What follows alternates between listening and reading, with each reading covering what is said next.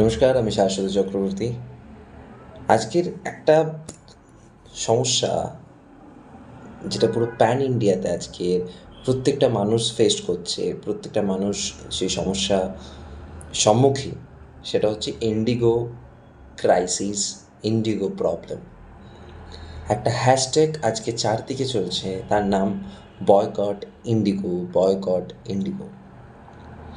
Actual সমস্যা কোথায়? আজকের আমাদের ইন্ডিয়াতে মানুষের কাছে স্বাভাবিক দুটো ট্রান্সপোর্টেশন আছে, এক রেল, সেকেন্ড ফ্লাইট।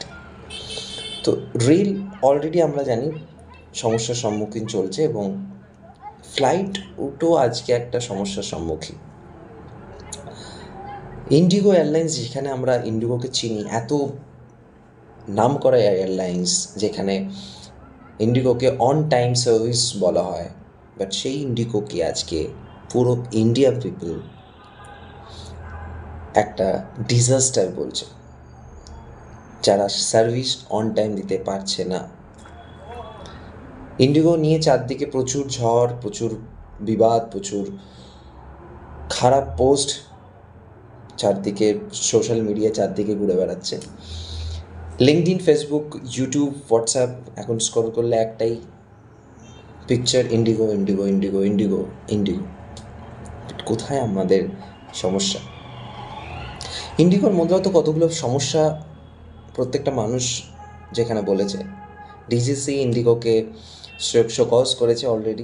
ইন্ডিগোর বিরুদ্ধে কোনো প্রবলেম সলভ হতো বা ইন্ডিগোর বিরুদ্ধে কোনো ব্যবস্থা নেওয়া যেতে পারতো, তো সেটা অনেক দেরি হয়ে গেছে।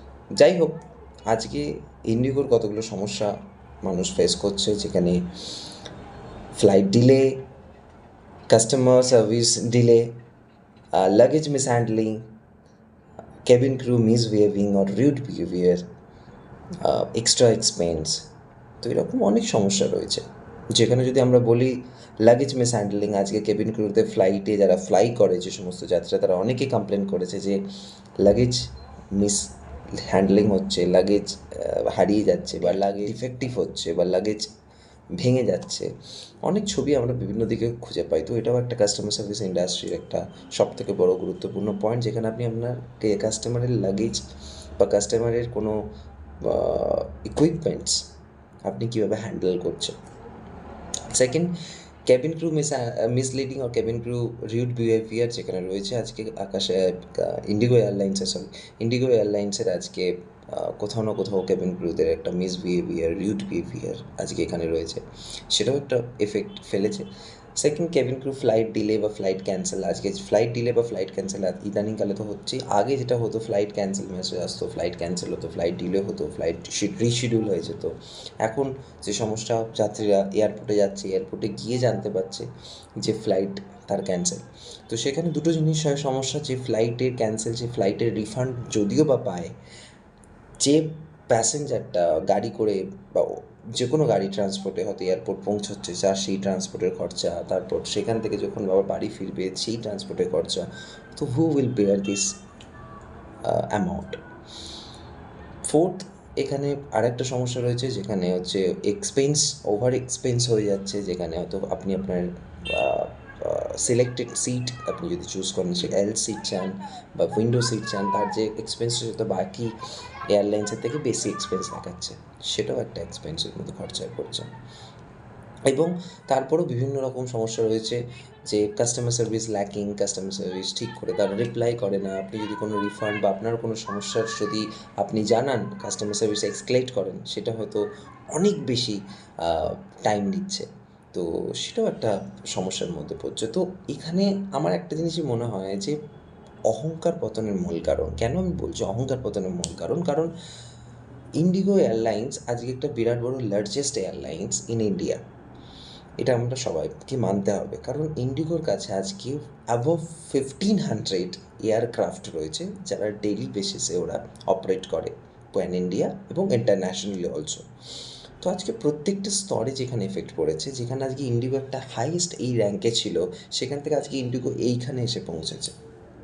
তো কোথাও না কোথাও এটা মানুষের যে ইম্প্যাক্ট ইন্ডিগোর ওপর পড়েছে, সেটা কোথাও না কোথাও একটা ব্যাড ইম্প্যাক্ট পড়েছে, যেখানে এতগুলো ফ্লাইটকে ট্রাভেল করানো, ফ্লাই করানো, সেখানে ইন্ডিগো কোনোদিন ভাবতে পারেনি যে এত বছর পর, first of all Indigo is the number one airlines. Indigo is running with profit, কারণ প্রথম এয়ারলাইন যে এত বছর ধরে প্রফিটে রান করছে, তারপরে এত বড় একটা ইম্প্যাক্ট, এত বড় একটা ডিজাস্টার, এটা আমরা কেউই আশা করিনি, বা ইন্ডিগো হয়তো এটা আশা করেনি। তো কখন কার কী ঘটে এটা আমরা কেউ প্রেডিক্ট করতে পারি না। এটা একটা বিরাট বড় ডিজাস্টার, যেখানে ডিজিসি আজকে শোকজ করেছে ইন্ডিগোকে, তার নির্দিষ্ট যে টাইম লাইন দিয়েছে তার মধ্যে ইন্ডিগোকে জবাব দিতে হবে।